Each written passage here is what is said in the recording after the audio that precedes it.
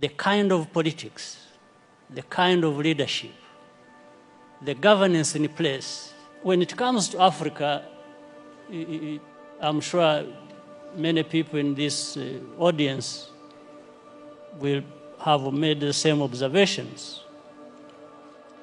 I think we must take responsibility and accept our failures in dealing with these matters. For example, relating to what President Obasanjo has just said, on the case of Boko Haram, or you can use that for many other cases.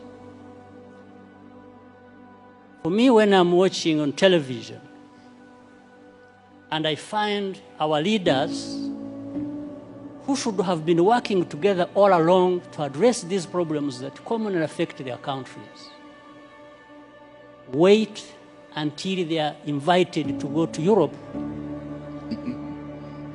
to sit there and just,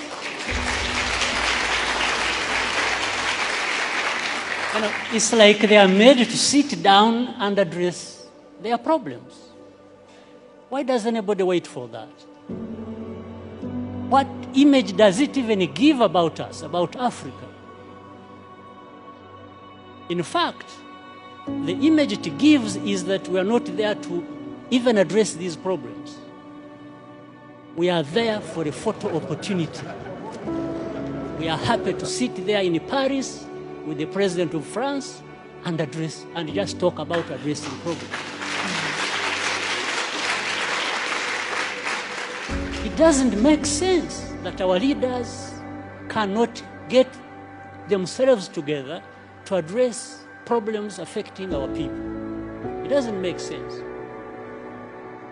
Of course, I'm saying this painfully. On the other hand, that I look forward for the time when I can be like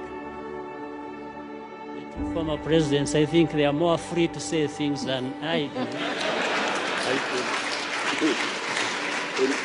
Being where they are and me being where I am. So I tend to remain with some reservations about what I have to say because, but I think there is that serious problem. African leaders, we don't need to be invited anywhere to go and address our problems without first inviting ourselves to come together to tell each other the actual truth that we must tell each other about our serious problems. So it comes, therefore, to the point that the leaders, therefore, should be there to deal with these problems. And here I'm not even proposing that there is one leader who can resolve conflicts alone, or that there is even a silver bullet for these conflicts. Therefore, it's the management of all these processes and what we have identified to be the root causes. I mean, again, look at the problem of South Sudan, indeed.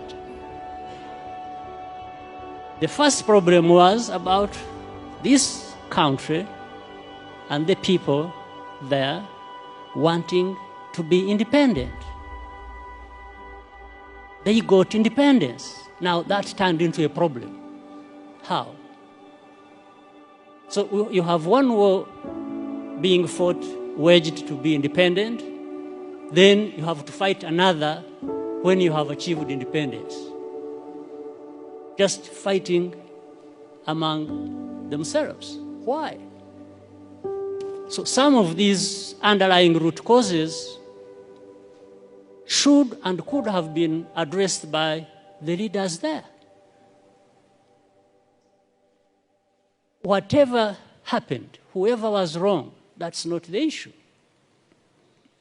It is still the responsibility of leaders. If they can't resolve the matters themselves, why not? Why not call upon neighbors to say, come and help? We have a problem here. Maybe there is a problem between the president and the vice president. And if they can't resolve it, and each one thinks he's the one who is right and the other is wrong, and they are going to divide the army and government and everybody else to go on either side and start fighting. Well, I think in between the time that starts and when it actually happens, something can be done. But it has to be leaders to work towards that and avoid the catastrophe that, like we are seeing or have seen or that has already happened in South Sudan. But of course, the unfortunate part is that the most majority who suffer are the innocent people who have nothing to do with it.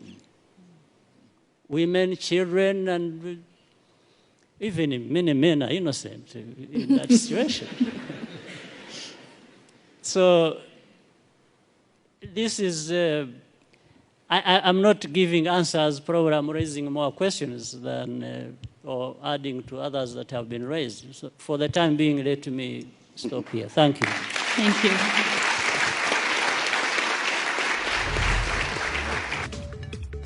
Did you like or hate what you heard?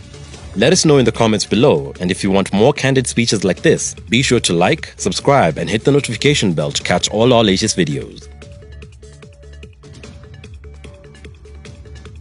And please feel free to leave your suggestions, news tips, or topics about Africa you'd like us to cover.